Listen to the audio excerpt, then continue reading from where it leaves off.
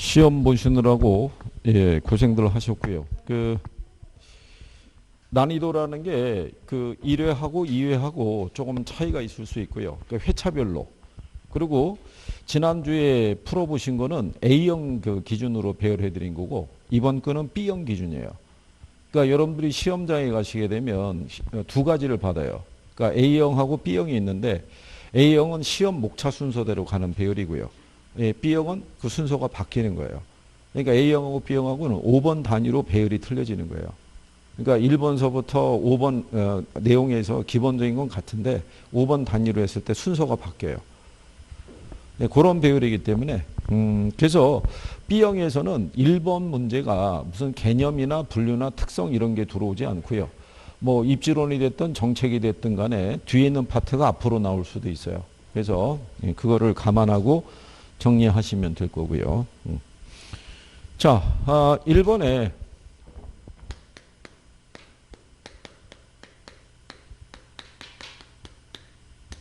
도시공간 구조로 인했을 때, 그죠?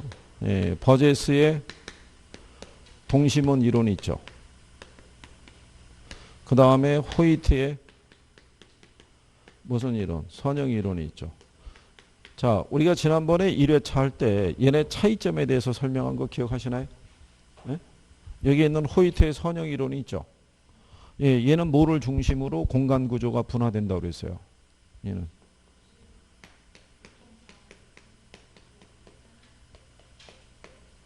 얘는 얘를 중심으로 하는 거예요. 고급 주택지구 있죠. 예. 그러니까 이제 교통축을 중심으로 해서 도시가 팽창하는데 그 교통축을 중심으로 방사형으로 팽창을 할 때 뭐를 중심으로? 고급 주택지구를. 그래서 도시의 중심이 이렇게 구성이 되어 있으면요.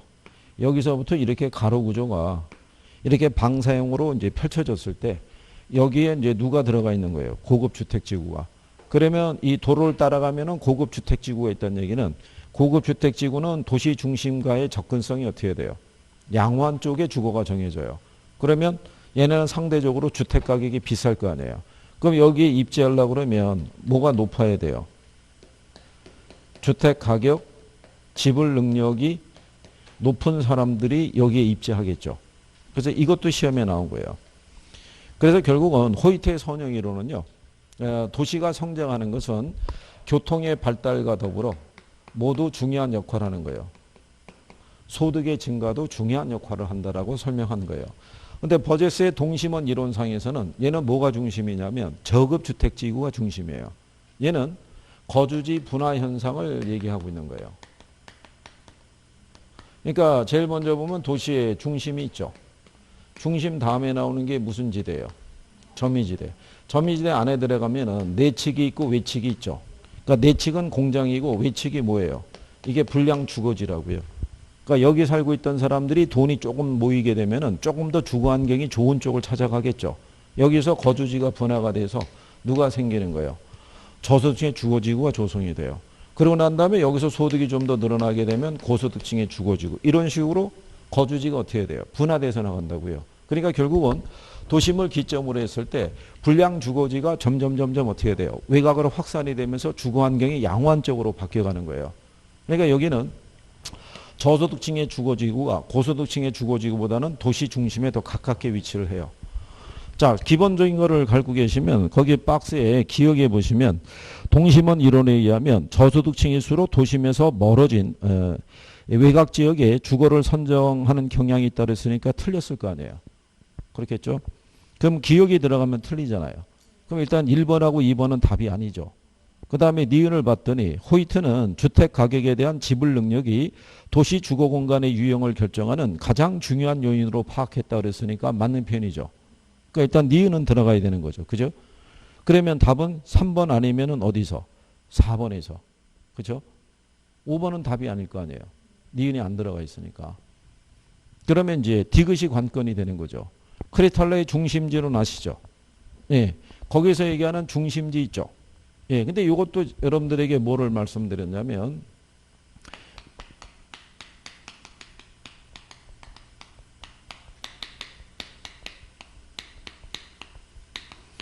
여기에 중심지가 뭐를 지칭하기도 하냐면요. 이게 도시를 지칭하기도 해요.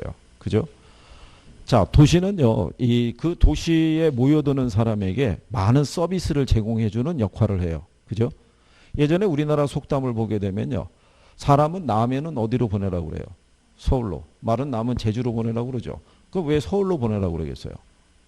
옛날에는 먹고 살기가 쉽지 않았어요. 근데 서울이라는 대도시를 가게 되면 그나마 취업의 길이라든가 뭔가 먹고 살 수 있겠다 그래가지고 서울로 모여드는 거예요. 그러니까 도시라는 거는 도시를 찾는 사람들에게 취업이나 교육이나 금융이나 행정이나 교통 등의 서비스를 제공해 주는 게 그게 도시의 기능이에요. 그죠? 그러면 서비스 산업이라는 게 몇 차 산업이겠어요? 3차 산업인 거예요. 그죠? 그래서 크리스탈러의 중심지론이 상업 입지론의 대표적인 이론인 거예요. 서비스를 제공하니까. 그죠? 그러니까 거기 디귿은 틀렸다고 봐야겠죠. 크리스탈러의 중심지론에서 중심지란 주변 배후지 인구에 재화 서비스를 제공하는 취락이 중심지고 휴양지, 광산촌 등을 들 수 있다고 했죠. 예, 광산에 관한 이 광산업이나 이런 거는 1차 산업이라고요. 3차 산업이 아니라. 그래서 예, 제조업이나 농업이나 뭐 이런 애들이 들어가면 틀리는 거예요. 그래서 일단 답은 몇 번이 되겠어요? 4번이 되는 거예요. 그렇죠? 예. 그리고 이제 다핵심 이론에 가면요. 도시 활동 중에는 교통이나 입지의 측면에서 특별한 편익을 필요로 하는 기능들이 있죠. 그러니까 다액이 발생하는 원인에 대해서 구별할 수 있어야겠고요. 배보의 공업 입지론에 크게 영향을 주는 것으로는 수송비, 노동비, 그 다음에 직접력을 둘 수 있다라고 얘기하는 거죠. 그중에 가장 중요한 게 수송비라고 정리를 해드렸던 거예요. 그래서 니은하고 리을하고 미음이 맞는 편이에요. 그죠? 그러니까 요게 나중에 이제 이렇게 돼요. 여러분들이 이제 풀어보셨을 때, 니은, 기억하고 니은을 이제 걸러줬는데, 디귿과 같이 어떻게 보면은 조금 생소하다고 싶은 지문이 하나 들어와 있어요. 그러면 얘가 맞으면 답은 3번인데, 얘가 틀리면 답이 4번인 거예요. 예, 그렇게 나오는 문제의 배열도 있을 수 있다는 거예요. 근데 그런 게 1번 문제로 만약에 들어오잖아요. 그런데 선뜻 결정이 안 나잖아요. 그럼 거기에 집착하시면 안 돼요. 넘어가야 돼요. 다음 문제로. 그냥 거기다 갔다가 야 이게 디귿이 무슨 말인지는 모르겠단 말이에요. 그럼 이것만 체킹만 해놓고 넘어가는 거예요. 넘어가다가 문제를 막 풀고 그 다음에 이제 이게 막 회전이 되기 시작하면은 이런 애들이 강의 중간에 배웠던 내용이 이렇게 떠오를 때가 있어요. 그때 답을 다시 마킹해도 돼요. 그러니까 출제자들이 의도적으로 1번의 배열을 갖다가 조금 까다롭게 둘 수 있어요. 시간을 뺏기 위해서. 1차는 시간 싸움인 거예요. 여러분이 해보셔서 아시겠지만 계산 문제를 빼고 이론을 쭉 풀어도 거의 40분 가깝게 쓴다고요. 이거를. 그러니까 거기다 계산 문제까지도 순서대로 풀려고 그러면 시간이 절대적으로 부족한 거예요. 그러니까 1차는 항상 시간 싸움이라는 걸 생각하셔야 돼요. 해마다 시간이 모자라서 떨어진 사람들이 부지기수예요. 실력이 없어서 떨어지는 게 아니라 시간을 못 써서. 그러니까 한쪽 과목에 너무 집착하시면 안 되는 거예요. 그래서 저희가 그냥 봤을 때는 어떤 분들은 내가 민법이 자신 있으니까 민법부터 풀고 개론을 가야지 이렇게 할 수도 있어요. 근데 문제가 개론이 푸는 속도는 더 빨라요. 그러니까 여러분들이 문제 푸셔가지고 한 20분 경과하죠. 그러면 개론은 거의 한 20번 정도 풀고 있어요. 근데 민법은 20분이 경과해도 한 11번이나 12번 정도 푼다고요. 그 푸는 속도가 틀리단 말이에요. 그죠? 그래서 제가 지금 여러분들에게 45분 드리잖아요. 45분 드리는 이유가 개론은 40문제를 갖다가 40분에 풀어야 돼요. 그리고 마킹하는 시간 5분. 그러면 민법은 50분 동안 40문제 풀고 마킹하는 시간 5분. 그러면 딱 100분이에요. 그렇죠? 여유가 있는 게 아니라고요. 80개를 마킹할 때도 시간 걸려요. 근데 80개를 한 번에 마킹하시면 위험해요. 이번에도 1회 모의고사 볼 때 그 다른 지역에 가서 봤더니 쭉 쓰다가 하나가 빠진 거예요. 어디선가. 그러니까는 그게 5분 정도 남겨놓던 시점인데 그때 다시 수정하기는 어렵잖아요. 그죠? 네, 그러니까 그런 걸 잘 유념을 해 두시고 그리고 틀린 부분에 대해서는 확인 한번 꼭 하셔야 되고 그죠? 그 다음에 2번에 가면 수혜의 탄력성이 있죠. 예, 관한 여러 가지 개념을 나타낸 것이다. 옳은 것을 물어봤어요. 그죠? 예.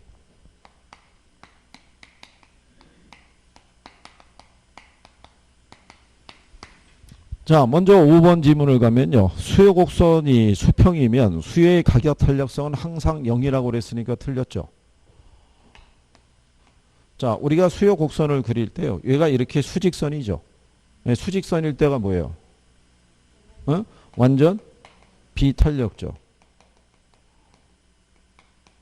기울기는 수직선. 부호는 뭐로? 0이죠. 그러면 이렇게 수평으로 가는 애 있죠. 네, 얘를 뭐라고 그래요? 예, 완전 탄력적이죠. 기울기는 수평이고 부호는 무한대로 표시를 하죠. 그러니까 수평이라고 그러면은 얘는 무한대니까는 가격 탄력성은 무한대로 표시를 해줘야죠. 그러니까 5번은 틀렸다는 얘기고. 예, 거기 보시면은 4번에 재화의 수요가 가격 탄력적이라면 가격을 인상해야 소비자의 지출액이 증가한다고 그러죠. 예, 그러면 틀리죠. 예, 가격을 인상을 해서 소비자의 지출액이 늘어나려고 그러면 수요가 비탄력적일 때죠. 그렇죠? 탄력적일 때는 우리가 가격이나 임대를 올리게 되면 그만큼 수입이 어떻게 돼요? 줄어든다는 얘기죠. 우리가 지난번에 이렇게 얘기했었죠.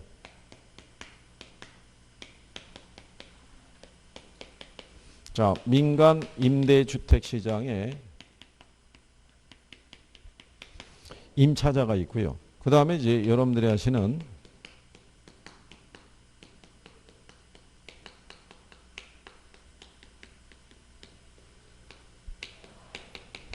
주부분들이 이제 마트에 가서 장을 볼 때, 그죠?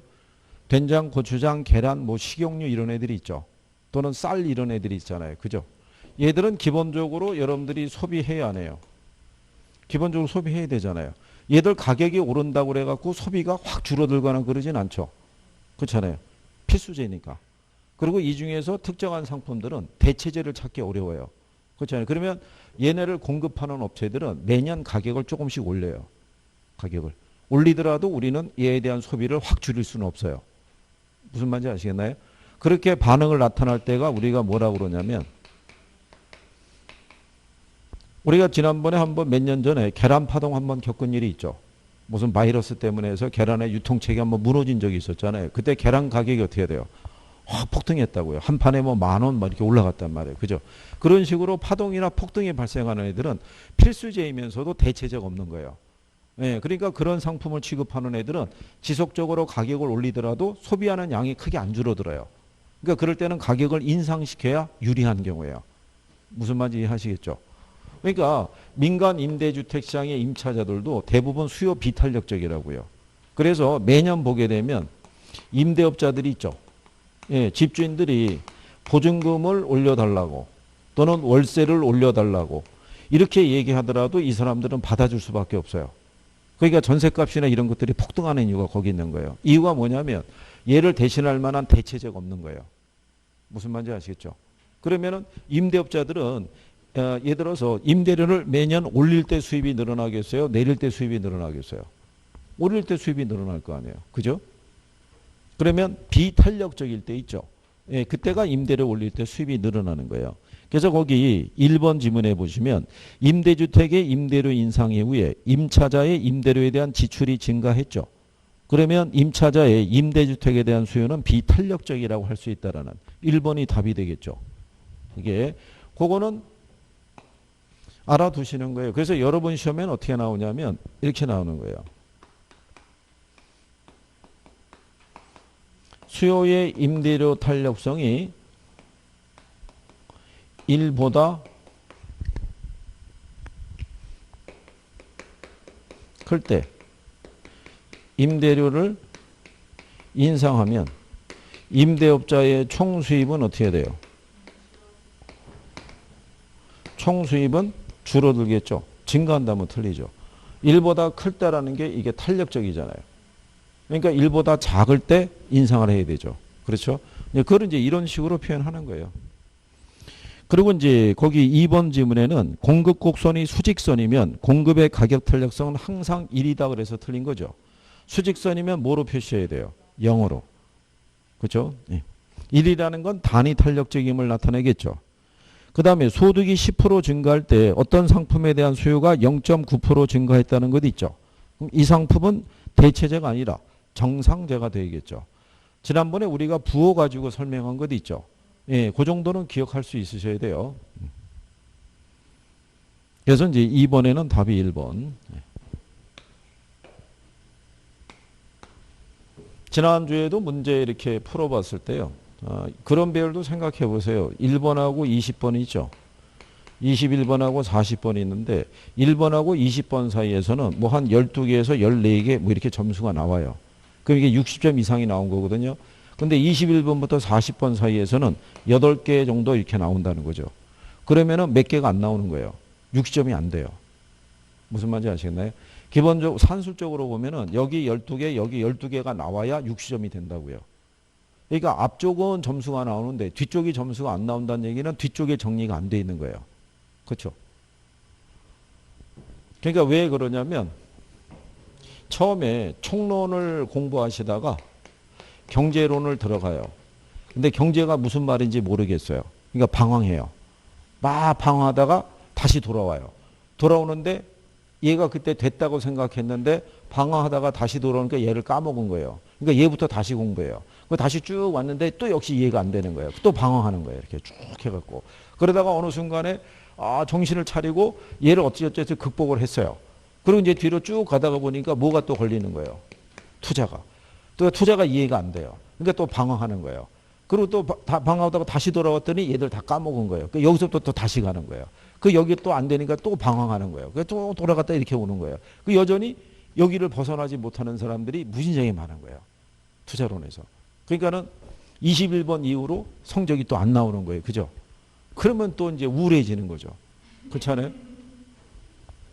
박한 양반은 지나가다가 한마디 툭 던지는 거죠. 되겠지? 뭐 이러고 슉. 그렇잖아요. 엄청 부담스러운 거죠. 그죠? 뭐 해준 건 없는데. 그렇죠?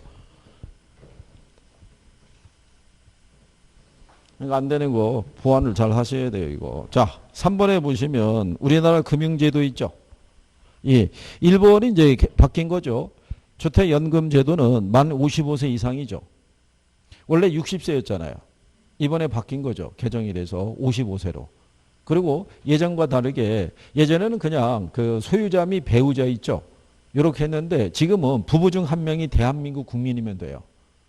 그 얘기는 이제 그 나이 드신 분들이 왜 재혼할 수 있잖아요. 재혼을 하는데 우리나라 사람이 아니라 그 외국 사람이랑 재혼할 수도 있잖아요. 예, 그럴 때 부부 중에 한 명이 우리나라 국민이면 된다라는 조건이에요. 소유자 및 배우자 중에서 한 사람만. 그죠? 그래서 거기 1번은 예, 그게 바뀐 내용이니까 그렇게 해놓은 거고요. 우리나라에서는 주택연금제도하고요. 농어촌진흥공사에서 관리하는 농지연금제도 있죠. 예, 이것도 운영이 되고 있는 거예요. 장차 우리나라에서 추구하는 바는요. 산지연금까지도 확대시킬 계획은 갖고 있을 거예요. 근데 현재는 주택연금하고 농지연금 제도는 운영이 되고 있어요. 그죠? 수업 시간에 얘기해 드린 거죠. 예, 그 요약집에 안에도 다 들어가 있는 내용이죠.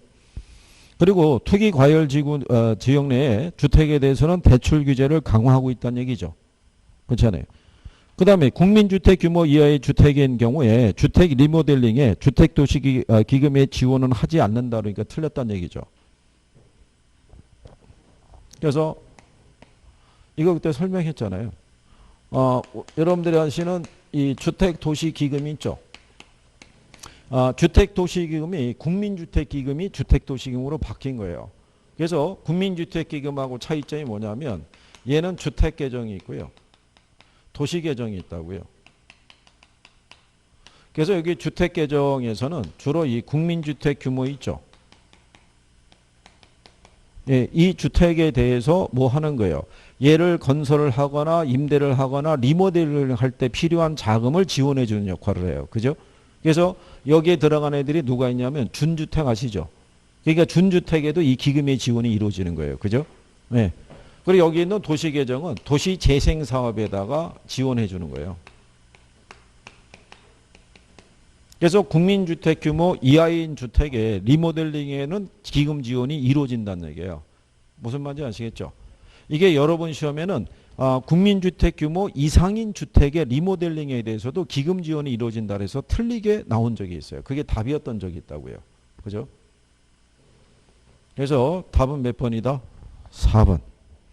그리고 주택금융공사의 보금자리론 아시죠? 예? 신청 대상을 보면요. 민법상 성년이 있죠. 그리고 대한민국 국민과 재외국민하고 외국 국적 동포 있죠. 예, 얘들 다 포함이 돼요. 그러면 여기를 한 번도 본 사람이 없는 사람들은 아니 외국 국적 동포도 주나? 우리나라 국적이 아닌데 이렇게 생각할 수 있으나 현재 여건은 그렇게 되어 있어요. 그래서 주택금융공사에서 취급하는 대표적인 상품이 주택연금하고 보금자리론이에요. 그러니까 두 가지의 기본적인 조건 정도는 알아두셔야 되는 거예요. 그죠? 그 다음에 이제 4번에 보시면은 수익성 부동산의 현금 흐름에 대해서 물어보고 있어요. 그죠? 예. 자, 투자에 대한 현금 흐름은 영업 현금 흐름하고 매각 현금 흐름으로 나누어서 우리가 예상할 수 있죠. 그죠? 예, 그래서 여러분들이 보면 현금 흐름에 영업 현금 흐름이 있고 뭐가 있어요? 예, 매각 현금 흐름이 있는데 영업 현금 흐름 뭐 있어요?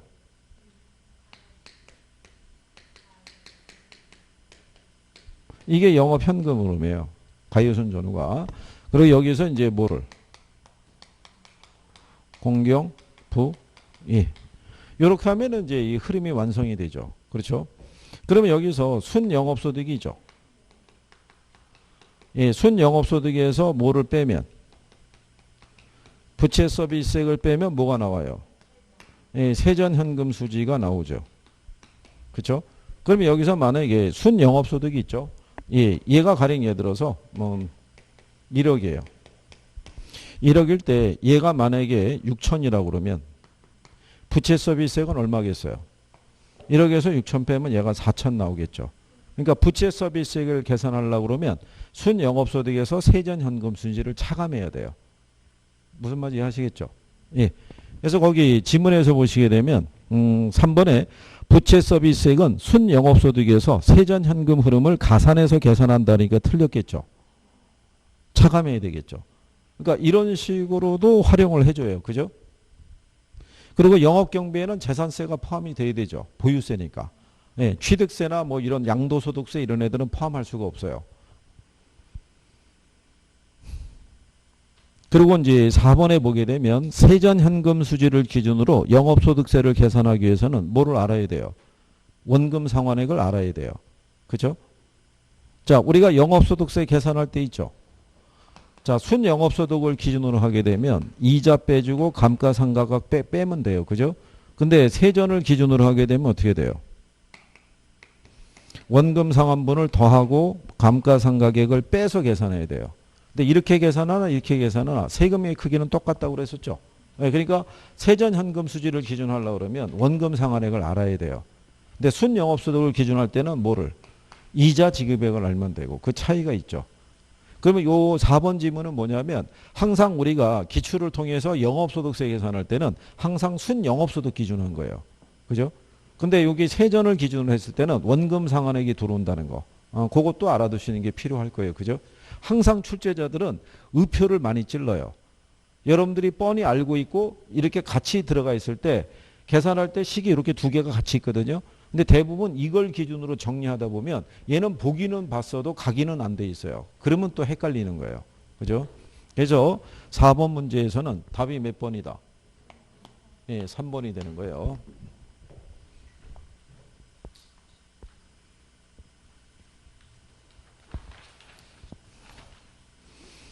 그 다음에 이제 5번에 보면요. 상가 오피스텔 아파트에 대한 경제 상황별 수익률이 있죠. 예, 이거 지난번에 기대 수익률 계산하는 문제를 2번 우리가 해봤어요. 그죠? 일반적인 기대 수익률하고 포트폴리오 기대 수익률 하는 걸 해봤잖아요. 그죠? 근데 거기 보면 상가하고 오피스텔하고 그 다음에 뭐가 있어요? 아파트. 여러분들에게 실질적으로 표현할 때 상품은 딱 이거 세 가지예요. 항상 상가, 오피스텔, 아파트. 이렇게 안 주면 그냥 A, B, C 이렇게밖에 안 줘요. 그죠? 그러면 호황하고 그 다음에 뭐일 때? 불황일 때. 확률이 얼마예요? 네, 50%잖아요. 그러면 거기 상가에 대한 호황일 때가 보면은 16%, 불황일 때가 얼마예요? 6%. 얘가 12%하고 4%인가요? 그 다음에 얘가 이렇게 돼 있으면 이거는 산술 계산할 수 있죠. 계산기가 필요 없잖아요. 푸는 요령 알려드렸었죠. 얘가 5대 5면은 원래 계산할 때 16% 곱하기 0.5 6% 곱하기 얼마예요? 0.5 그러면 16의 절반이면 8%죠. 6의 절반이면 3%잖아요. 그 두 개 더하면 몇 프로? 예, 이렇게 계산하는 게 정상인데 이게 5대 5면은 두 개 더해서 나누기 2 하면 돼요. 16하고 6을 더하면 얼마예요? 22잖아요. 22의 절반 하면 11% 나오죠. 그러니까 얘는 기대 수익률이 몇 프로? 11%. 그러면 얘는 12하고 4죠. 두 개 더하면 16%잖아요. 16의 절반이면 얘는 8%. 8하고 2를 더하면 10%죠. 10의 절반이면 5% 나오겠죠. 이게 5대 5일 때, 50대 50일 때, 그때는 암산으로 계산이 가능한 거예요. 그죠? 그러니까 요령을 알면 바로 계산 문제도 바로 풀릴 수가 있고요. 그렇지 못하면 일일이 이렇게 풀어야 돼요. 시간이 걸리는 거죠. 그러면 순서가 상가 오피스텔 아파트가 되겠죠. 그럼 답이 몇 번이겠어요? 예, 1번이 되겠죠. 이렇게. 그죠?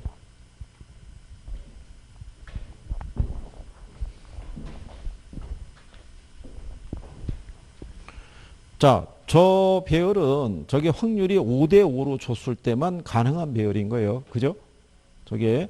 그렇다고 해서 얼핏 봤더니 내가 할 수 있을 것 같아서 들어가 봤는데 요건이 또 달라질 수 있는 거예요. 어쨌든 간에 계산 문제는 마지막에 푸는 게 도움이 돼요. 예? 그래야지 여러분들이 시간을 잘 활용하면서 쓸 수 있어요. 그리고 시계를 꼭 갖고 들어가시는 것도 예, 말씀을 드리고 싶고요. 교실에 시계가 없을 수도 있어요. 그러면 내가 시간이 가는 거를 가늠을 못해요. 그거 아마 풀다가 정신 차려보면 한 20분, 25분이 쓱 쓰여졌을 거예요. 그러니까 중간중간에 시간을 체킹하는 것도 필요하신 거죠. 자, 그 다음에 이제 6번에 보시면은 예, 수요와 공급에 관한 설명으로 맞는 거를 물어봤어요. 그렇죠? 자, 1번에 보면 일반적으로 부동산 수요의 가격 탄력성은 단기에서 장기로 갈수록 더 비탄력적이 된다. 그러니까 틀렸다는 얘기죠. 우리가 이 수요의 탄력성에 영향을 주는 요인이 있죠. 예, 일단은 제일 중요한 게 대체재예요. 대체재가 많으면 탄력적이고 대체재가 적으면 비탄력적이 돼요. 그죠? 그 다음에 이제 두 번째로 많이 나오는 것 중에 하나가 이거예요. 기간. 이 기간이 단기면 어떻게 돼요? 예, 비탄력적이지만 얘가 장기로 가면 어떻게 돼요? 탄력적이라고요. 그죠? 그래서 시험에 예, 관찰 기간이 길어질수록 예, 가격 탄력성은 탄력적이 된다. 뭐 이런 식으로 나온 적이 있어요. 1번은 그래서 틀렸다는 얘기죠. 예, 단기에서 장기로 갈수록 비탄력적이 된다 그랬으니까 틀렸을 거 아니에요. 2번에 가면 자, 부동산 수요자의 소득이 변하면 수요량의 변화로 수요 곡선이 이동한다는 게 틀린 거죠. 소득이 변하면 수요의 변화예요. 우리가 지난주에 해보신 거예요. 지난주에 여러분들이 우리가 수요량의 변화 있죠. 우리가 명칭을 수요량의 변화라고 하는 애들은 여기 종축에 있는 뭐가 이 가격이 변해서 뭐가 변한 거예요. 예, 수요량이 변한 거예요. 이걸 우리는 하나의 이렇게 선에서 나타내는 거고 이 수요의 변화라고 하는 애들은 여기 좌표상에 있는 얘가 아닌 애들이에요. 가격이 아닌 애들. 얘가 변해서 뭐가 변한 거예요. 수요량이. 그러면 가격이 변하지 않았으니까 이 선에서는 변화를 표시할 수 없잖아요. 그러니까 결국은 뭐를 이동시키는 거예요. 예, 곡선을 이동시키는 거예요. 그러면 소득이라는 거는 얘가 아니잖아요. 그러니까 얘가 아닌 애가 변하게 되면 곡선이 이동한다고요. 걔를 우리가 용어상에서 뭐라고 그런다. 그걸 우리가 수요의 변화라고 얘기하는 거예요. 그죠? 그러니까 거기 예, 2번은 그래서 틀렸겠죠. 예, 그 다음에 자 3번에 보시게 되면 공급법칙 아시죠? 공급법칙이라는 것은요. 공급법칙이란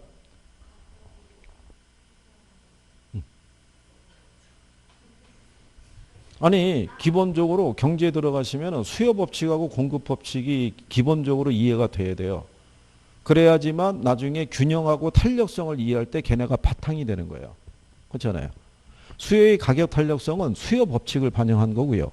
공급의 가격 탄력성은 공급 법칙을 반영한 거예요. 공급 법칙이란 다른 조건이 일정할 때 가격과 공급량은 비례 관계라는 거예요. 그러니까 가격이 상승하면 공급량은 증가하고 가격이 하락하면 공급량은 감소하는 거예요. 그죠? 이유는 공급자들은 이윤을 추구하는 사람들이잖아요. 그렇잖아요. 그래서 거기 3번 지문은 그래서 틀렸죠. 가격이 상승하면 공급량은 감소하고요. 가격이 하락하면 공급량은 증가한다 그러면 틀리죠. 가격이 상승하면 공급량은 증가하고 가격이 하락하면 공급량은 감소해야 되겠죠. 그렇죠? 이게 경제에 대한 개념을 이게 잡으시려고 그러면 가장 기초적인 것부터가 정리가 돼야 돼요. 그래야지 그 다음에 아 얘가 왜 이렇게 되는지를 여러분들이 이해할 수 있다고요. 그죠? 자, 그래서 이제 그런 내용이죠. 그 다음에 부동산의 물리적 공급량은 단기적으로 한정돼 있으니까 비탄력적이라고 할 수 있죠. 그래서 6번 문제의 답은 5번이죠. 그렇죠? 자, 여러분들이 거기에 보시면은 자, 대체 관계에는 그죠? 재화의 가격이 뭐 했대요? 예, 하락하면은 해당 재화의 그죠? 수요가 줄잖아요. 그죠? 그러면 이 가격이 어떻게 돼요? 얘가 하락하잖아요. 그죠? 이거 지난주에도 한 거라고요. 예? 자, 대체재라는 건요. 한 재화의 가격이 뭐 할 때? 하락할 때 수요가 감소하는 애 있죠. 걔가 대체재라고요. 그렇잖아요. 여러분들은 항상 선택을 하잖아요. 두 개에서 주어지는 효용이 비슷하면은 가격이 싼 걸 선호한다고요. 가령 예를 들어서 자 여기 설탕이 있어요. 설탕도 2,000원이고요. 여기 올리고당도 2,000원이래요. 그러면 둘 다 효용이 같죠. 둘 다 단만 내는 거니까. 그런데 설탕의 가격이 1,500원으로 떨어졌어요. 그러면 상대적으로 얘가 가격이 비싸진 결과가 되잖아요. 그러면 소비자들은 효용이 같으면 가격이 싼 애의 소비가 늘어난다고요. 그러면 얘의 소비는 어떻게 돼요? 줄어드니까 얘 가격이 하락한다고요. 그래서 대체재는 화살표의 움직임이 같은 방향으로 간다고 얘기한 거예요. 그렇죠?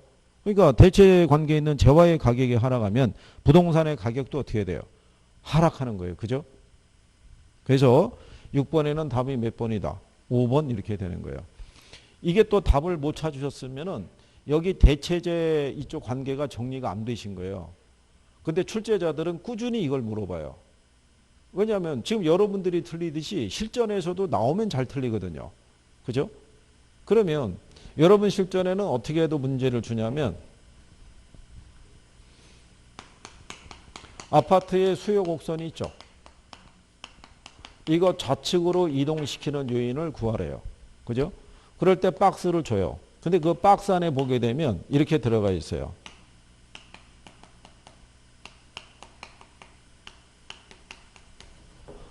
아파트하고 대체관계, 대체주택의 가격이 어떻게 돼요?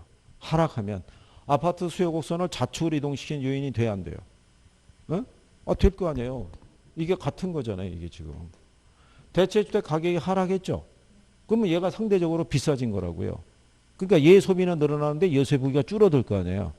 이렇게 대체라는 표현이 나오면 얘가 가격이 하락하죠. 그러면 해당 재화에 대한 움직임도 같이 가는 거예요. 얘가 가격이 하락하면 얘 수요가 줄어요. 그럼 얘 가격도 어떻게 돼요? 하락하는 거예요. 그러니까 대체재는 움직임이 같은 방향으로 간다고 보셔야 돼요. 그죠?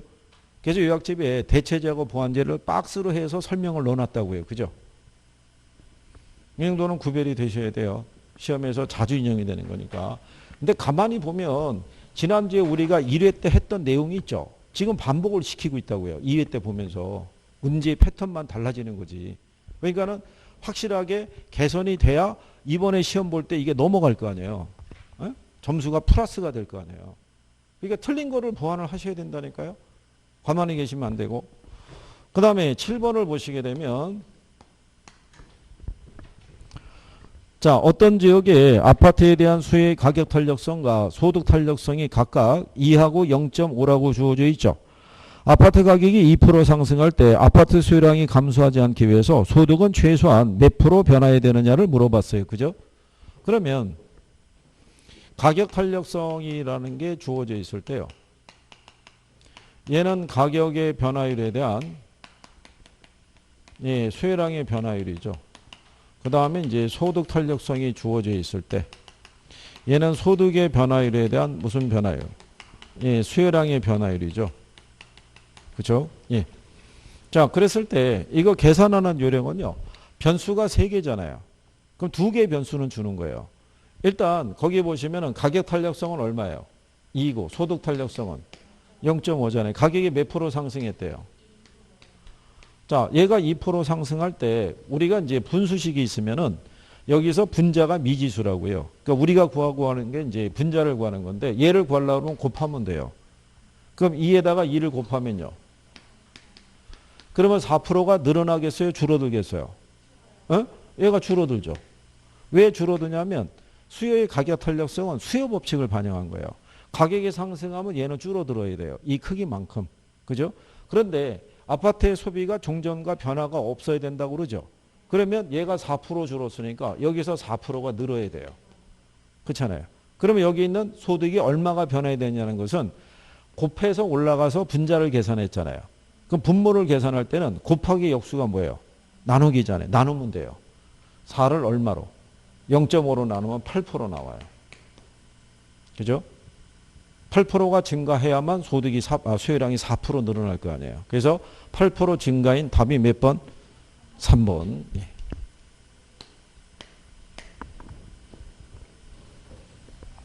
이거는 이런 정도의 난이도는요. 실전에서 이게 요령을 알면은 암산으로 계산할 수 있는 거예요.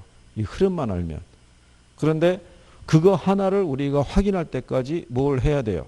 전체적인 이해가 돼야 되죠. 근데 이제 우리가 대충 공부하다 보면 누구나 그렇지만 복잡하고 그러면 하기 싫어요. 그죠? 또 계산하는 건데. 그죠? 그러면 얘들은 뭐 안 해도 돼요. 틀려도 돼요. 그런데 거기 8번 같은 문제 있죠? 그런 건 맞춰줘야 되죠. 8번에 보시면 현재 우리나라에서 시행하고 있는 부동산 시장에 대한 정부의 개입 수단이 있죠. 그렇잖아요. 자, 투기지역에 지정하죠. 분양가 상한제 적용하죠. 종부세 부과하죠. 토지거래 허가구역 지정한다는 거. 지난번에 강남 4개 지역을 이걸 지정해갔다는 게 나왔던 거고요. 공공토지 비축제도 운영을 하고 있죠. 그 다음에 실거래가 신고제도 운영하고 있죠. 운영하지 않고 있는 애는 택지 소유 상한제예요. 그거 하나만. 그래서 답이 몇 개다? 6개. 그래서 8번에는 답이 4번. 예, 가끔 물어봐요. 현재 시행 중이거나 시행 중이지 않는 애 있죠. 예, 그래서 가장 꾸준히 나왔던 애가 택지 소유 상한제예요. 택지 소유 상한제는 위헌 판정 받아갖고 지금 없어진 제도예요. 그죠? 예, 그러니까 그런 거는 기본적으로 기억해 두시면 되겠고. 그 다음에 9번에 가게 되면 부동산 경기 변동에 관한 설명으로 오는 걸 물어봤죠. 예. 그러니까 9번 같은 문제도 맞춰주셔야 되죠. 그러니까 여러분들이 가만히 생각했을 때 이런 거예요. 내가 확실하게 포인트를 딸 수 있는 거는 절대 실수하면 안 돼요. 그거는 내가 가져와야 돼요. 그래야지만 24개를 맞을 수 있는 단초가 된다고요. 거기 보시면 경기 변동은 순환 추세, 계절, 무작위 변동으로 나타날 수 있죠. 그리고 부동산 경기 국면도 일반 경기 국면처럼 회복과 호황과 후퇴 불황의 4개 국면으로 구분할 수 있죠. 그리고 이제 여기서 또 그렇게 생각하시는 거죠. 안정이 왜 없어? 얘가 있어야 되는 거 아니야? 근데 안정 국면은 부동산에만 나타나는 고유의 경기라고요. 그러니까 이렇게 니은과 같이 실전에도 나왔다고요. 이렇게 실전에. 그러니까 실전에 냈을 때 당연히 출제자가 어떤 의도를 갖고 이렇게 냈겠어요. 안정이 없다고 또 그거 갖고 고민하는 사람이 있을 거라고 생각한 거예요. 그죠? 근데 일반 경기에는 안정 국면이 없잖아요. 그러니까 일반 경기하고 부동산 경기의 공통점은 이 4가지 국면은 다 갖고 있는 거예요. 안정 국면만 부동산 시장의 고유한 국면이라고요. 그러니까 니은도 맞는 편이란 말이에요. 그 다음에 부동산 경기는 일반 경기와 다르게 일정한 주기와 동일한 진폭으로 규칙적 안정적으로 반복되며 순환된다면 틀리죠. 부동산 경기는 오히려 일반 경기보다 진폭이 크잖아요. 그리고 후퇴 시장이 있죠. 후퇴 시장에서는 매수인이 있고 매도인이 있죠. 누구를 중시하겠어요? 그렇죠. 후퇴에서는 후퇴라는 건 이제 경기가 후퇴하기 시작하면서 시세가 조금씩 빠진다고요. 그러면 부동산을 구입하는 사람들은 관망세로 돌아선다고요. 더 떨어진 다음에 사는 게 유리하다고 생각하니까. 그리고 회복시장에서 과거의 거래 사례 가격이 있죠. 새로운 거래의 기준이나 상한선이 된다니까 틀린 거죠. 경기가 좋아질 때 과거의 사례 가격은 다 하한선이 되죠. 그래서 답은 1번이 되겠죠.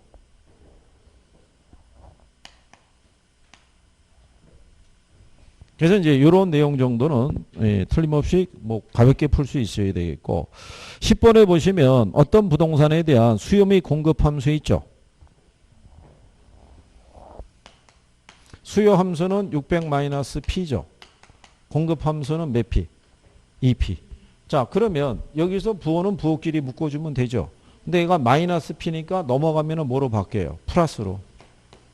그러면 얘가 넘어가게 되면 2P 플러스 P고요. 얘가 600이잖아요. 그러면 결국 3P가 얼마? 600. 그러면 양쪽을 3으로 나누란 얘기죠. 그럼 P는 얼마겠어요? 얘가 200이면은 이걸 여기다 대입하면 되죠. P가 200으로 바뀌죠. 600에서 200 빼면 2 곱하기 200 하면 400이죠. 근데 얘가 얼마로 바뀌는 거예요? 수요가 900으로 바뀌죠. 예. 그러면 900 마이너스 P가 2P잖아요. 그러면 굳이 이 과정을 거치지 않더라도 넘어가면 얘가 3P가 된다는 걸 알죠. 그럼 3P가 얼마? 900. 그럼 양쪽을 3으로 나누란 얘기죠. 그럼 P가 얼마? 예, 그러면 여기서 P가 300이 됐으니까 900에서 300을 빼면 600이죠. 2 곱하기 300 하면 600. 그러면 가격은 200에서 얼마로? 300. 400에서 얼마? 600으로. 이렇게 변화가 발생하죠. 답은 몇 번이다? 1번이 되겠죠. 이렇게. 자, 여기서 제가 여러분들에게 계산 문제 배열을 해드리는 거는 암산 수준으로 할 수 있는 거는 일단 기본적으로 깔아보는 거예요. 어차피 계산에 대해서 자신이 없으시면 우리가 하나로 몰아서 이제 밀 수밖에 없는데 그래도 밀 때 밀더라도 나중에 시간이 남아서 풀 때 이렇게 암산 수준으로 할 수 있는 애들 정도는 할 수 있으면 좀 더 확실성이 더해질 수 있다는 얘기죠. 자, 그래서 이제 그런 내용이고요.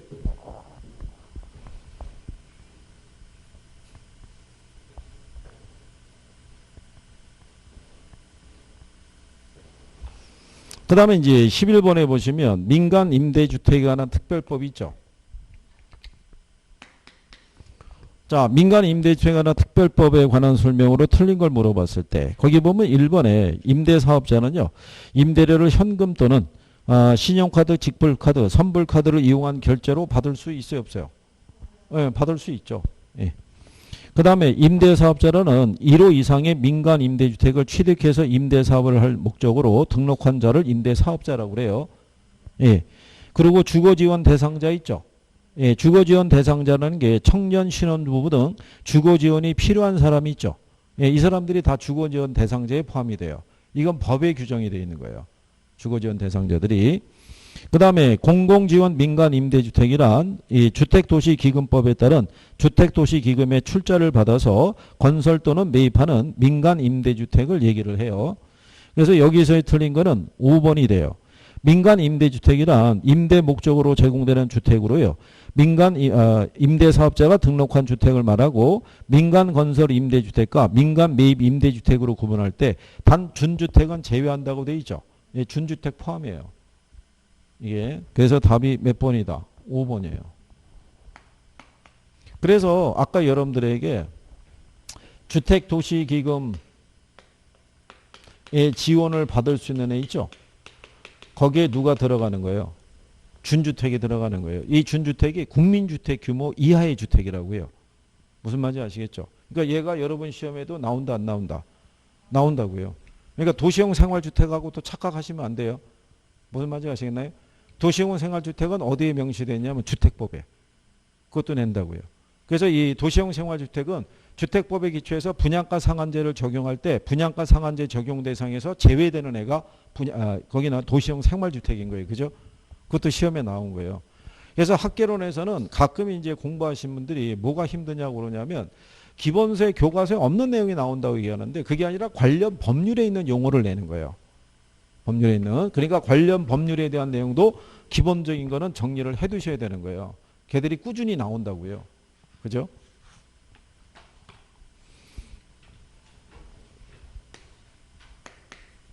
괜찮아요. 오늘 뭐 또 틀리더라도 우리는 3회, 4회에 그죠? 해볼만 하다는 거죠. 근데 또 중요한 거는 우리는 3회, 2회차 끝나고 나면은 3회, 우리가 2주 정도는 이론을 다시 한번 압축 정리해요. 제가 테마로 정리해 줬어요. 한 40개 정도 추려가지고 그 뭐 총론 또는 경제 뭐 시장에서 알아야 될 내용들을 쭉 압축해서 요약 정리해 놨어요. 그걸 가지고 한번 쫙 돌아보는 거예요. 그리고 끝나고 난 다음에 2주를 그거를 하고 그 다음에 다시 3회차 모의고사를 보면 조금 개선이 될 수 있을 거 아니에요. 3회차, 4회차. 예, 그렇게 하면서 우리가 마무리할 수 있으니까. 그렇죠? 그러고 난 다음에 마지막 주가 되면은 마지막으로 한 또 50문제 가지고 다시 한번 또 정리 한번 해보는 거예요. 그죠? 그렇잖아요. 그래서 꾸준히 뭐 하는 거예요? 반복하는 거예요. 반복. 그렇잖아요. 지금 우리가 1회차, 2회차 모의고사 보잖아요.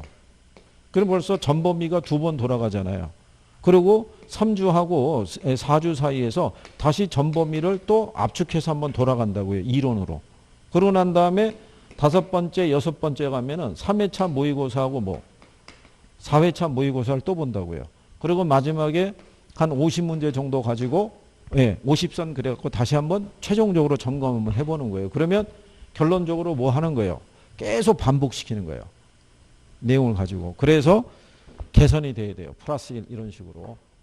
그 다음에 12번에 가시게 되면 다음 편은 어느 시장 지역 내 거주지 지역에서 소비자가 이용하는 점포까지의 거리와 규모를 표시한 것이라고 해놨죠.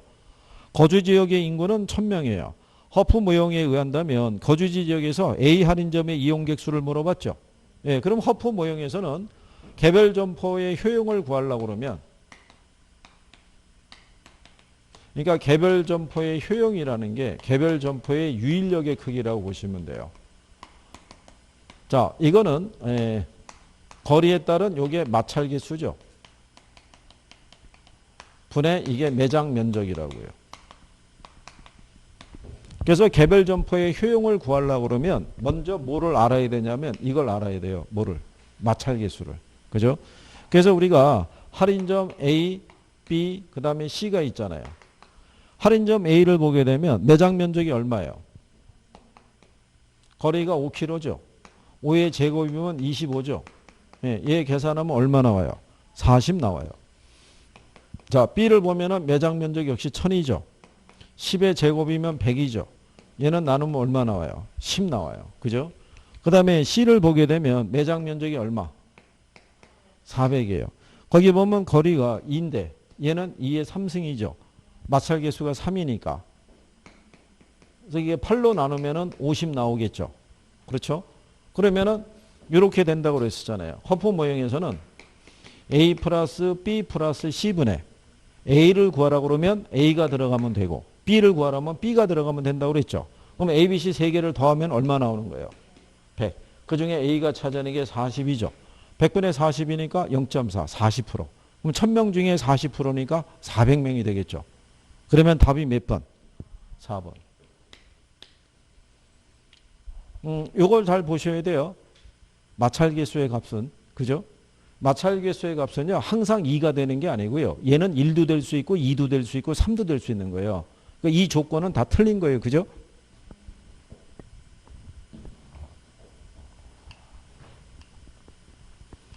자, 그 다음에 이제 13번을 가서 보시면은 지대론에 관한 설명으로 틀린 걸 물어봤어요. 그죠? 예. 먼저 1번에 차액 지대설에서는 지대를 뭐로 봐요? 예? 예, 거기 보면 이게 여러분 시험에도 나온 거예요. 리카도의 차액 지대죠. 이게 고전학파의 지대 이론이기 때문에 고전학파에서는 지대를 뭐로 본다? 예, 지대를 잉여로 봐요. 잉여이자 불로소득으로. 예. 그 다음에 절대 지대설이 있죠. 누가 주장한 거예요? 마르크스. 토지 소유자는 최열등지 밖에서도 지대를 요구할 수 있어요, 없어요? 있죠. 한계지 아니 됐든 바깥이든데 무조건 지대가 성립한다는 개념이죠.